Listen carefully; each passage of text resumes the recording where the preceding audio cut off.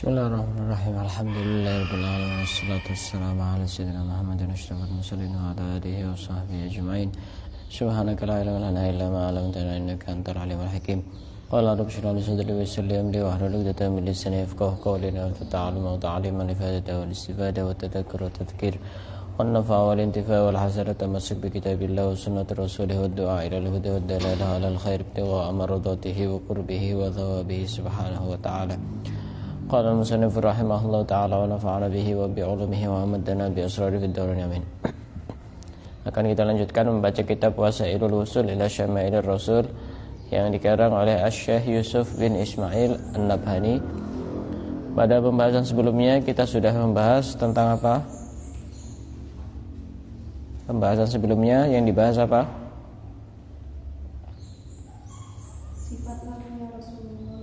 Sifat malunya Rasulullah. Sekarang kita akan membahas bercandanya Rasulullah. Rasulullah itu juga bercanda. Rasulullah itu juga bergurau. Wa amma mizahu Rasulillah sallallahu alaihi wasallam, adapun bercandanya Rasulullah, faqad kana sallallahu alaihi wasallam yamzahu ma'an nisa'i wasibyani wa ghairihim. Rasulullah itu kadang-kadang juga bercanda dengan istri-istrinya, dengan perempuan, dengan anak-anak kecil, dan dengan yang lainnya. Untuk apa tujuannya? Untuk menyenangkan hatinya mereka. Seandainya Rasulullah itu misalnya cemberut terus, wajahnya itu tidak menyenangkan, maka nanti orang-orang itu merasa tidak nyaman. Padahal Rasulullah itu adalah pembawa syariat yang nanti akan menyebarkan ajaran-ajaran Islam. Maka seandainya Rasulullah itu orang yang tidak menyenangkan wajahnya, pasti mereka tidak senang dengan Rasulullah, tidak nyaman, bisa jadi lari dari Rasulullah. Maka ini rumus orang dagang sebenarnya. Orang menyebarkan agama, orang menyebarkan ilmu, orang menyebarkan kebaikan itu sama seperti orang jualan. Gimana orang jualan? Kira-kira ada orang jualan, ketika ada pembeli, penjualnya ini wajahnya itu udah tidak nyenangkan. Mau beli apa? Beli ini. Berapa? Ini. Tidak boleh kurang, tak boleh. Tidak ada senyumnya, tidak ada apa-apanya. Orang itu akhirnya tidak mau beli di situ. Nah, orang menyebarkan Islam, menyebarkan ilmu, menyebarkan kebaikan, menyebarkan kedamaian, kalau tidak menyenangkan wajahnya itu ya tidak tertarik orang untuk ngambil dari dia. Apa lebih-lebih itu adalah agama. Maka Rasulullah itu bercanda itu ya juga agar tujuannya salah satu diantaranya adalah untuk menyenangkan orang. Dan sebagian ulama menjelaskan, kenapa sih Rasulullah itu kok bercanda, kok bergurau? Dijawab bahwasanya Rasulullah itu orangnya sangat wibawa. Wibawanya itu besar, wibawanya tinggi. Seandainya Rasulullah itu tidak bercanda, tidak bergurau, orang itu kan akan sungkan, akan ketakutan, akan menjaga jarak gitu.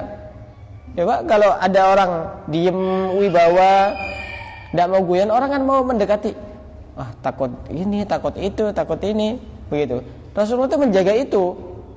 Jadi kenapa Rasulullah itu bercanda? Kenapa Rasulullah itu bergurau?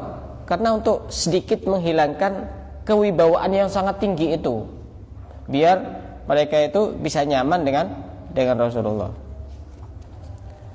Wala yaqulu illa haqqan. Tapi Rasulullah itu ketika bercanda, ketika bergurau, tidak berkata kecuali yang benar. Biasanya ini penyakitnya orang bercanda, penyakitnya orang bergurau itu kadang-kadang kelewatan. Akhirnya sampai mengatakan yang tidak benar, betul? Kira-kira benar apa enggak? Namanya AGC itu kan ya.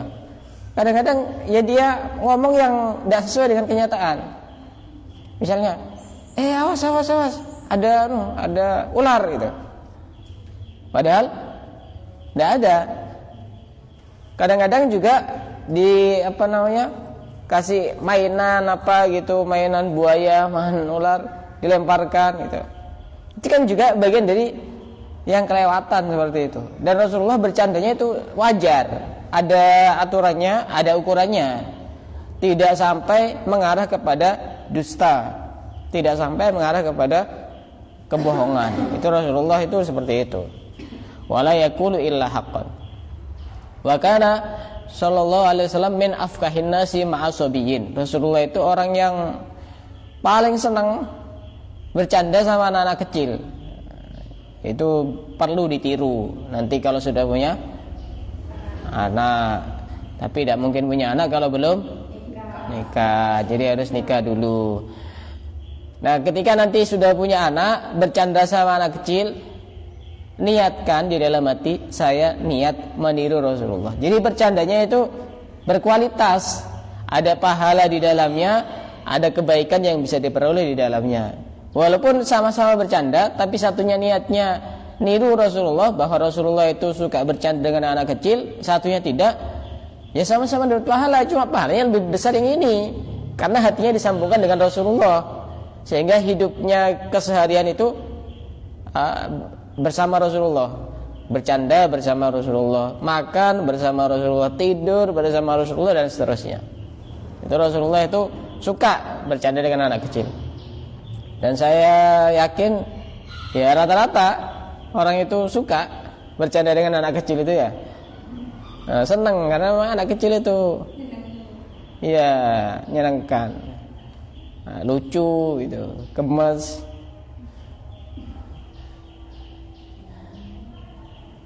Ya memang anak kecil karena memang tidak ada dosa. Jadi bukan cuma anaknya sendiri, anaknya orang itu juga senang. Karena memang anak kecil begitu.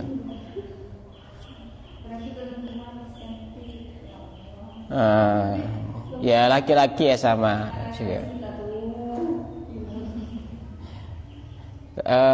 Dikatakan oleh sebagian ulama, ada sifat anak kecil yang seandainya itu dimiliki oleh orang dewasa, maka orang dewasa ini akan jadi wali.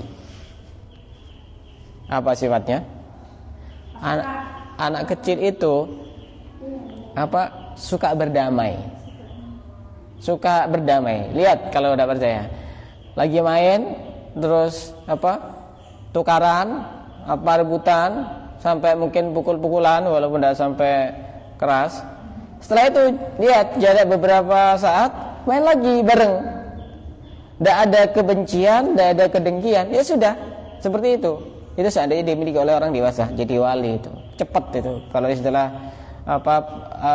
diklat itu cepat dia jadi wali, tidak usah sekolah bertahun-tahun. Anak kecil kan begitu. Yang kedua, anak kecil ini adalah orang yang tidak memikirkan urusan rezeki, tinggal minta saja sama orang tuanya tadi ya.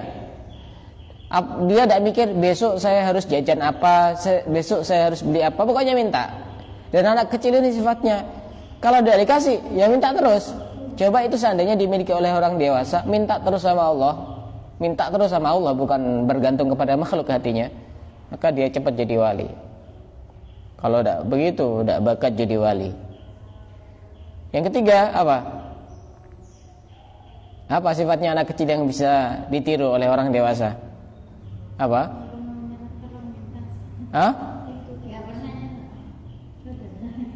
Tidak pernah? Iya, tidak nyerah itu ya tadi itu.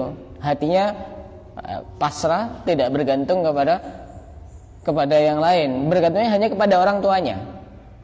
Ini artinya orang dewasa itu hatinya bergantung kepada Allah. Itu seandainya itu dimiliki oleh orang dewasa, maka orang dewasa itu akan menjadi ada 5 ya. Saya lupa yang 2 apa itu. Ada ya, masih ingat? Itu di dalam kitab Nasoil Hibat kalau tidak salah ya. Ada 5 sifat anak kecil yang kalau seandainya dimiliki oleh orang dewasa, maka dia akan jadi wali. Saya lanjutkan. Wa kana sallallahu alaihi wasallam fihi du'abatun qalilatun. Rasulullah itu walaupun beliau berwibawa, tapi ya ada bercandanya begitu ada, untuk biar orang itu tidak tegang gitu. Kalau orang terlalu serius kan akhirnya apa ya? Gimana kalau ketemu sama orang terlalu serius, tidak ada bercandanya? Enggak kaku, Ustaz. Kaku, kita juga tidak nyaman, kita juga apa ya? Mau deket ini takut salah, takut ini. Tapi lagi-lagi tadi, kalau bercanda itu biasanya penyakitnya itu kelewatan. Ya betul. Kelewatan kadang-kadang bermula dari bercanda timbul permusuhan.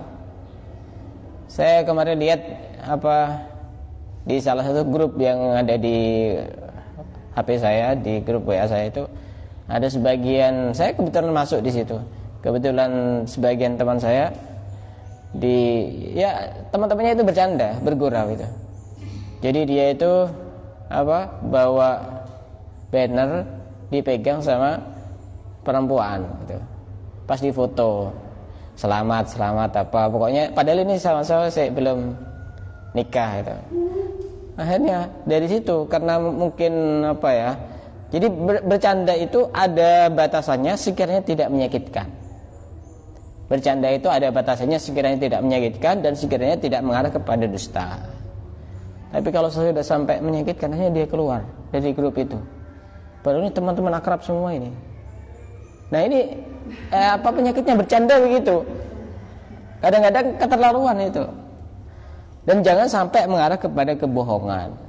Itu yang tidak diperbolehkan. Bukan tidak boleh bercanda, boleh, tapi jangan sampai mengarah kepada dusta dan jangan sampai mengarah kepada menyakitkan orang lain. Biasanya begitu kalau terlalu hobi bercanda itu. Kadang sampai kebangetan. Bahkan saya pernah dengar cerita di salah satu pondok di Jawa Timur itu, dia ada anak seusia MTS, seusia SMP itu pernah lihat acara di TV Smackdown, tahu Smackdown? Smackdown yang dibanting-banting itu orangnya. Kadang dibanting dari atas, kadang dijatuhi tubuhnya dari atas gitu. Itu dia punya niatan bercanda sama temannya, mempraktekkan itu. Ternyata temannya mati. Gara-gara dipraktekkan itu. Yaitu bercanda itu kadang-kadang begitu, efeknya itu begitu. Kalau masih tidak mati ya alhamdulillah. Mati itu ya parah sudah gitu. Wa an Anasin radhiyallahu taala anhu, dari Sayyidina Anas. Siapa Sayyidina Anas? Pembantunya Rasulullah. Yang waktu itu mengabdi usia masih kecil. Ya sekitar 7 tahun, 8 tahun itu. Anna Nabiyya sallallahu alaihi wasallam qala lahu ya dzal udhunain yakni yumazihuhu.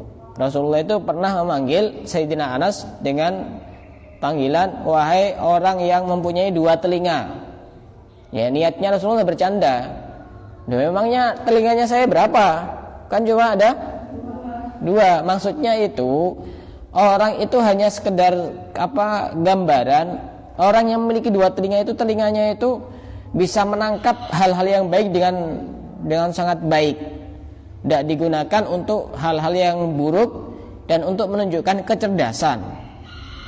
Yaitu disebut orang yang mempunyai 2 telinga. Kalau disebut orang yang mempunyai 2 muka, itu yang tidak bagus. Karena muka di depan sama muka di belakang itu tidak sama gitu. Itu niatnya Rasulullah bercanda, bukan tidak sampai berbohong. Kan memang betul. Kita lihat contoh-contoh bercanda Rasulullah itu tidak ada yang marah kepada dusta, tidak ada. Semuanya betul, tidak ada yang marah kepada dusta.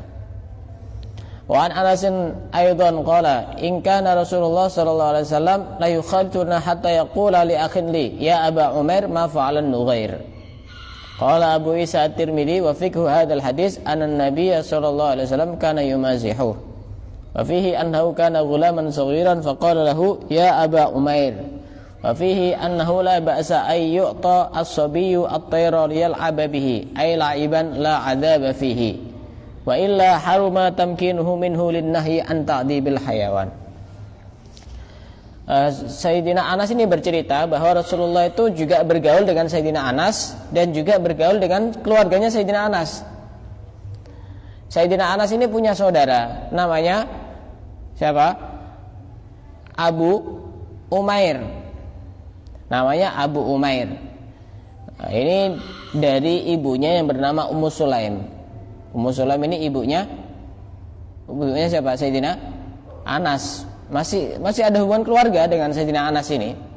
Sehingga kalau pernah dengar cerita, pernah ada seorang perempuan yang waktu Rasulullah tidur, kemudian perempuan ini bawa botol dan mengumpulkan apa? Keringatnya Rasulullah. Padahal Rasulullah lagi tidur. Kok ada seorang perempuan? Itu mahram itu, karena masih ada hubungan keluarga. Dikira bukan mahram. Mahram itu.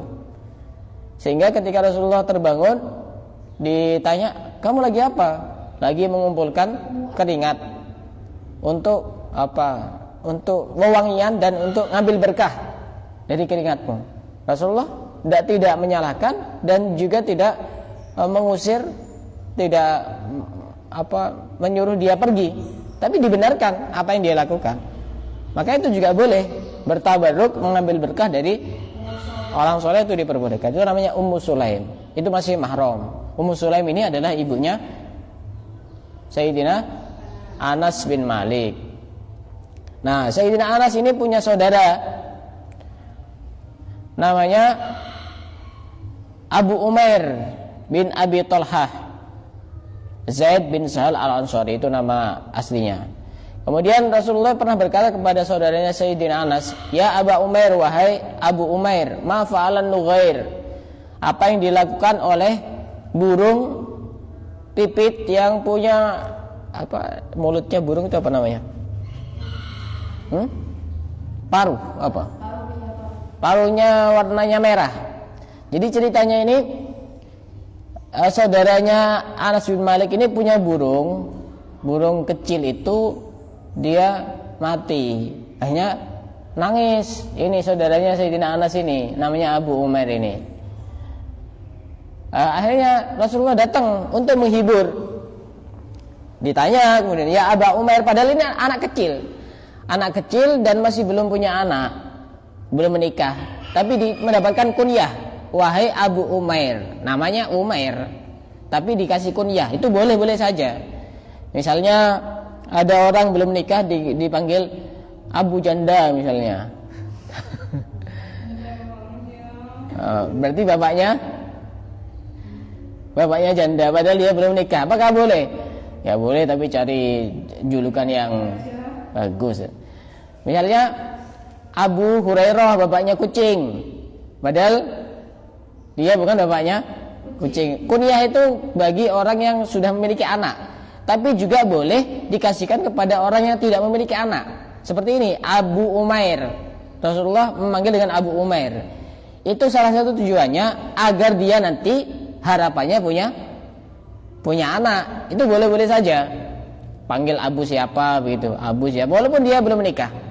Itu insya Allah dia juga nanti cepat untuk punya anak. Gimana Abu Umair, padahal dia masih kecil. Ini gimana kabarnya ini burungnya ini? Kemudian dihibur sama Rasulullah, di hatinya itu disenangkan, bercanda, bergurau. Akhirnya dia senang. Ini saudaranya Sayyidina Anas. Itu boleh-boleh saja. Dan ini ada kesimpulan bahwa ngasih anak kecil burung itu boleh asal tidak mengarah kepada menyiksa. Nah, anak kecil ini juga ada batasan umurnya. Sekiranya anak kecil ini sudah tamyiz. Tamyiz itu umur berapa? 8. Ya sekitar 8 itu sudah tamyiz itu. Jadi kalau masih kecil, misalnya usia 4 tahun, dikasih burung, disuruh pegang, insya Allah itu nanti digini-ginikan nanti. Tidak boleh kalau begitu. Tapi kalau dia anak kecilnya ini kemungkinan tidak menyiksa kepada hewan itu. Apalagi misalnya anak kecilnya dikasih burung, kasih gunting misalnya, langsung di anak kecil kan belum bisa mikir ya. Tapi kalau sudah tamyiz itu apa? Tamyiz itu bisa membedakan mana kanan, mana kiri. Itu tamyiz. Bisa membedakan mana api, mana roti. Itu loh. Bisa makan sendiri, bisa mandi sendiri, bisa cebok sendiri. Itu tamyiz itu namanya. Kadang-kadang coba tanya anak kecil itu. Kadang-kadang sering tanya, mana kanan, mana kiri. Padahal kan kalau kita orang dewasa kan sudah jelas. Kanan itu gini, kiri itu ini. Itu berarti dia masih belum tamyiz itu namanya. Masih belum tamyiz. Nah, dan saya tadi malam itu dengar ceramah acara walimatul aqiqah. Nanti kalau sudah jadi orang tua, anak usia dari 1 tahun sampai 7 tahun itu tugasnya orang tua itu satu cuma ngajak main. Cuma itu aja. Jangan sering diajak pengajian. Jangan sering diajak ke masjid. Ajak main. Itu usia segituan ajak main. Khawatirnya kalau di usia-usia main dia tidak main, nanti besarnya main itu. Iya, suka main-main itu. Main-main ya tidak jelas. Main kartu, wah, main cas, main apa itu. Karena masih kecilnya masih kurang mainnya itu. Keluyuran kemana-mana kurang mainnya kurang. Jadi orang tua itu dari anak usia 1 sampai 7 itu ngajak main. Jangan dinasihati, jangan apa. Misalnya anak kecil pegang pohon najis. Oh, kamu ini tidak tahu najis. Tidak kira paham gitu. Tidak kira paham. Iya, tidak kira paham. Ada HP dilempar, dinasihati, tidak kira paham. Mungkin dia cuma nangis dan selesai sudah. Tapi dia tidak kira paham. Karena usia 1 sampai 7 itu ajak main. Oh, Ustaz, ini kan ada pengajian, bagus diajak pengajian. Belum waktunya. Nanti aja. Nah, kemudian usia 7 sampai sekitar 20 tahun atau sebelumnya itu usia mendidik anak. Anak itu sudah mulai main ini otaknya itu. Tidak boleh itu. Dia sudah bisa mikir. Tapi kalau belum tamyiz itu masih belum itu. Coba dilarang, besok main lagi itu. Karena masih belum tamyiz ini. Tapi kalau sudah di atas tamyiz itu waktunya mendidik. Oh, begini sholat. Makanya di dalam hadis kan perintahkan anakmu sholat usia 7 tahun. Kalau dia tidak sholat usia 10 tahun wajib untuk dipukul. Itu usia mendidik. Nah, nanti ketika sudah dia agak dewasa, itu orang tua memposisikan anaknya sebagai teman. Jangan sampai orang tua itu menjadi orang yang sangat ditakuti oleh anaknya. Akhirnya dia cari teman yang lain yang sama-sama memiliki nasib yang sama. Di rumahnya juga merasa tidak nyaman dengan orang tuanya. Akhirnya ini jadi teman, kemudian curhat, ini gimana ya, saya ini kok begini. Oh, gampang solusinya itu minum aja. Akhirnya begitu. Coba orang tua itu akrab seakan-akan teman, itu enak nanti. Di usia-usia begitu. Bukan usianya main kalau begitu. Memposisikan sebagai teman. Jadi ada tahapannya. Tapi saya pernah dengar, dan saya juga alhamdulillah tidak suka. Saya pernah dengar dari salah seorang ulama bahwa burung itu sebaiknya tidak dimasukkan ke dalam sangkar, karena wataknya burung itu hewan yang bebas. Saya pernah dengar itu orang yang suka memelihara burung di dalam sangkar itu biasanya susah untuk istiqomah. Tapi coba dilihat sendiri. Saya pernah dengar itu. Orangnya masih ada sekarang. Salah satu habaib yang asli Tarim, beliau tinggal di Pasuruan sekarang, hijrah ke Indonesia. Itu biasanya orangnya susah untuk istiqomah. Susah untuk apa ya? Lurus itu susah. Istiqomah, pokoknya istiqomah itu susah. Beda dengan ayam. Ayam itu memang wataknya itu hewan yang bisa dipelihara. Waktunya maghrib dia pulang gitu loh. Pulang sendiri, jangan sampai kalah sama ayam. Nggak tahu jamnya pulang gitu. Waktunya pulang ya pulang gitu. Jadi termasuk hewan yang disiplin tuh ayam gitu. Jadi jam sekian itu sudah waktunya pulang, dia pulang ke kandang gitu. Jam 6 sudah ada di sini gitu. Itu namanya disiplin. dan sebagian keterangan itu menyebutkan ada 2 hewan itu yang membawa keberkahan. Di antaranya ayam, yang kedua kambing gitu. Ini tidak harus dirawat sendiri, bisa dirawatkan oleh orang lain juga. Ayam itu dia pasti bangun sebelum subuh. Kalau udah percaya, coba kamu bangun sebelum subuh. Kalau bangun ya. Kemudian lihat, kalau udah percaya lihat, kalau punya ayam atau punya kandang ayam, pasti itu sudah bangun itu. Terus dikir itu ya. Ya itu dikir itu. Giliran orang tuanya.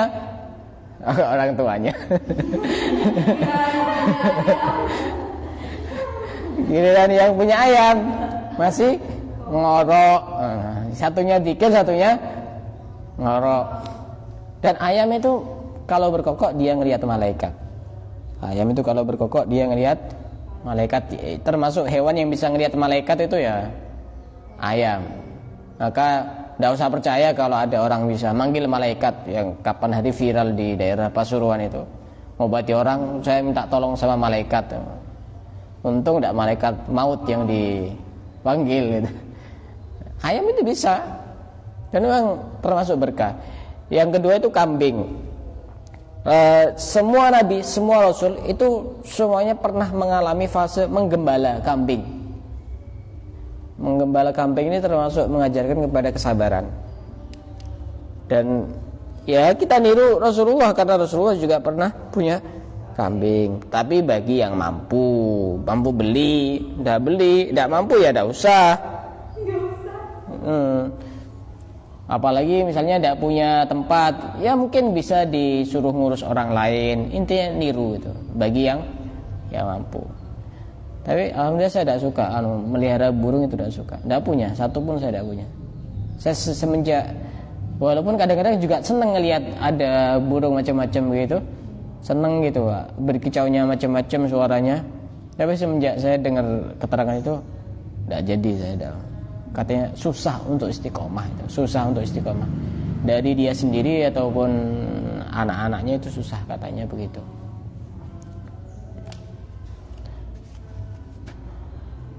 An Abi Hurairah radhiyallahu ta'ala anhu qalu ya Rasulullah innaka tuda'ibuna. Dari Abu Hurairah diceritakan bahwa para sahabat bertanya kepada Rasulullah, wahai Rasulullah, engkau ini kan suka bercanda dengan kami, suka bergurau dengan kami. Rasulullah menjawab, na'am, iya. Ghaira anni la aqulu illa haqqan. Hanya saja aku ini tidak berkata kecuali yang benar. Bercanda silakan, bagus. Niatnya nyenengkan orang. Tapi biasanya itu penyakitnya itu ada dusta-dusta itu biasanya. Biasanya begitu. Tapi jangan sampai. Kadang model-model prank itu kan mengarah kepada dusta. Tapi Rasulullah ini bercandanya tidak terus-terusan, tidak tiap hari bercanda terus. Hanya pada saat dibutuhkan saja. Untuk menghibur orang yang sedih, untuk menyenangkan orang yang ketakutan melihat terlalu berwibawanya Rasulullah. Itu tidak setiap hari. Dan bercandanya Rasulullah itu tidak sampai tertawa terbahak-bahak. Jadi untuk meringankan hati para pecintanya itu agar lebih nyaman, tidak menjaga jarak. Dan diceritakan di sini, dijelaskan bahwa Rasulullah itu kan orang yang dekat dengan Allah, jadi wibawanya sangat besar. Jadi Rasulullah itu tidak akan keluar sebelum fajar kecuali beliau sudah tiduran di atas tanah. Setelah itu ngobrol sama istri-istrinya, ngobrol sama anak-anaknya. Baru setelah itu beliau keluar. Agar apa? Agar cahaya kewibawaan itu agak sedikit berkurang karena sudah bercanda dengan makhluk gitu loh. Paham? Dulu pernah ada cerita. Ini nyata ini, orang Jawa Tengah. Itu punya istri cantik. Kemudian suatu malam dia pernah mimpi bertemu dengan bidadari. Mimpi bertemu dengan bidadari, enggak sembarangan ini. Bidadari ya lebih cantik daripada perempuan yang ada di dunia. Akhirnya setelah bangun tidur, dia ketemu sama istrinya, kemudian ngobrol sama istrinya, muntah-muntah. Karena dari ngelihat bidadari, kemudian ngelihat istrinya, padahal istrinya itu cantik gitu. Nah, Rasulullah itu karena saking dekatnya dengan Allah, bermunajat, beribadah kepada Allah di waktu malam hari, maka beliau tidak akan keluar kepada sahabat-sahabatnya dan umatnya dan yang lainnya sebelum beliau tidur di atas tanah. Kemudian setelah itu beliau itu ngajak ngobrol sama istrinya, anak-anaknya, biar ini auranya agak sedikit berkurang gitu loh. Saking rahmatnya Rasulullah kepada orang lain. Coba seandainya setelah bermunajat kepada Allah kemudian keluar menemui para sahabat, itu terlalu berwibawa beliau itu. Bisa jadi sahabat-sahabatnya takut, sungkan, macam-macam gitu. Jadi ngobrol dulu. Nah, makanya wajahnya orang-orang yang soleh itu wibawanya kuat karena tubuhnya ini bersambung dengan hatinya bersambung dengan Allah, sehingga mandang saja itu enak, nyaman, teduh begitu. Nah, jadi apa-apa itu kalau bisa itu nyambung dengan orang soleh. Punya anak, minta nama kepada orang soleh. Kemarin ini salah satu anggota kajian ini ada yang melahirkan, kemudian suaminya kebetulan juga jamaah saya, minta tolong kasih nama. Kemudian tak mintakan ke salah satu habaib yang menurut saya juga orang soleh, dan dikasih nama Hasan, anaknya laki-laki, dikasih nama Hasan. Ternyata setelah saya bilang ke suaminya itu, istrinya itu juga sudah lama pengen punya anak, nanti kalau laki-laki dikasih nama Hasan. Itu orang soleh itu begitu. Yang penting itu jangan ngelihat namanya. Hasan kan banyak namanya. Itu Hasan semuanya. Apalagi Muhammad. Mat siapa itu? Mat siapa itu? Banyak itu. Tapi lihat siapa yang ngasih nama itu. Itu nanti akan punya pengaruh yang sangat besar. Kalau tidak percaya silakan nanti lihat waktu dia besar. Nah, kemudian Habib ini karena tahu, karena orang Indonesia itu biasanya jarang pakai satu kata, dan Habib bilang silahkan kalau mau ditambahi, ini dari saya Hasan. Hanya tak kasih pilihan. Ada yang tak samakan dengan nama anak saya, bisa Hasan Al-Anwar, bisa Hasan Raihan. Raihan ini juga salah satu julukannya Sayyidina Hasan. Raihan itu yang baunya wangi, yang memiliki bau khusus. Juga Raihan ini bisa diartikan rezeki. Jadi dia nanti berharap dapat rezeki yang banyak gitu. Yang masih dimusyawarahkan. Itu bagus itu. Apa-apa itu bersambung dengan orang soleh, biar tidak sembarangan. Tadi malam saya dapat cerita di Palu kalau tidak salah. Ada orang tua punya anak kembar 2, laki perempuan. Punya anak kembar 2, laki perempuan. Ditanya, kamu siapa namanya? Tono. Kamu siapa namanya? Tini. Tono dan Tini. Kok namanya aneh? Beb, ini nama saya pernah lihat ada di Al-Quran gitu. Duh, masa ada Al-Quran kata-kata Tono? Ada. Apa itu? Tony sama Tini. Apa ada Al-Quran ada Tony gitu. Ada, Bib. Kita kan kalau baca Al-Qur'an itu dianjurkan untuk membaca a'udzubillahi minasyaitonir rajim itu. Itu Bib ada. Syaitoni itu berarti tak ambil Tony, itu ada di dalam Al-Qur'an. Iya, goblok. Itu artinya syaiton. Nah, yang ini yang adiknya yang perempuan ini. Ada juga di dalam Al-Qur'an. Rabbi a'udzubika min hamazatis syayatini. Tini itu Bib ada tini. Itu juga sama. Syayatini itu jamaknya setan. Kalau ini banyak setannya ini. Jangan sembarangan. Nanti takut bahaya. Ada juga cerita itu. Minta nama ke Habib gitu. Bib minta nama Bib, anak punya anak Bib. Ya, sudah setelah beberapa waktu, ya sudah tak kasih nama Muhammad. Kok cuma Muhammad? Kan banyak nama Muhammad itu. Soalnya Muhammad, mat. Semuanya Muhammad itu. Nah, kamu pengen nama kayak apa? Kalau minta ke orang soleh itu, ya sudah terima apapun keadaannya, terima. Kamu pengen minta apa? Pengen minta kayak artis? Ya enggak, Beb. Ya pokoknya jangan yang Muhammad lah. Mau dikasih nama Aribowo. Ya sudah Beb, tak kasih nama Muhammad aja. Nah, ada beberapa minggu mengadakan acara Hakiko. Habibnya diundang, ditulis. Siapa namanya anak kamu ini? Muhammad, Beb. Ternyata di belakangnya masih ditambahi Muhammad Ariwibowo.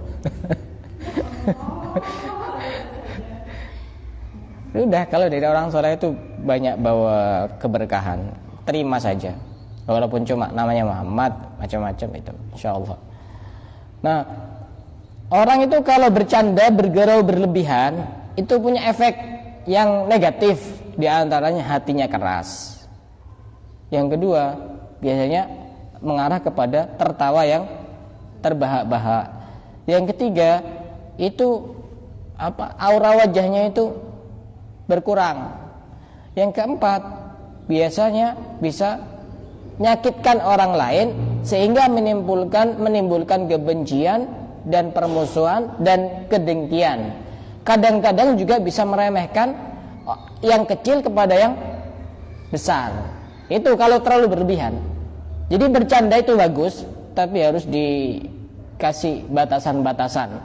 Sehingga dikatakan oleh Sayyidina Umar bin Khattab, man kasura dhahikuhu qallat haibatuhu. Siapa yang banyak ketawanya, maka sedikit wibawanya. Waman mazaha ustukhifa bihi. Barang siapa yang sering bercanda, bergurau, maka dia diremehkan. Wibawanya kurang. Coba kita bisa untuk menghormati orang yang suka bercanda itu agak susah loh, dibanding orang yang bercandanya kadang-kadang. Jadi orang itu segan, betul? Segan, wibawa itu. Tapi kalau tiap hari kakak terus tiap hari begitu canda terus sampai kelewatan, sampai mengarah kepada kedustaan, untuk menghormati itu biasanya susah. Kalaupun seandainya dihormati cuma di dalam dohirnya saja, tapi hatinya itu suka ketawa ngakak-ngakak, kenapa harus dihormati begitu? Begitu. Maka Rasulullah itu bercandanya itu sudah standar dan tidak mengarah kepada dusta, dan Rasulullah mempunyai tujuan-tujuan yang baik. Dan kita akan lanjutkan cerita-cerita yang lain tentang bercandanya Rasulullah insyaallah pada kesempatan dan pertemuan yang akan datang. Wallahu a'lam bishawab.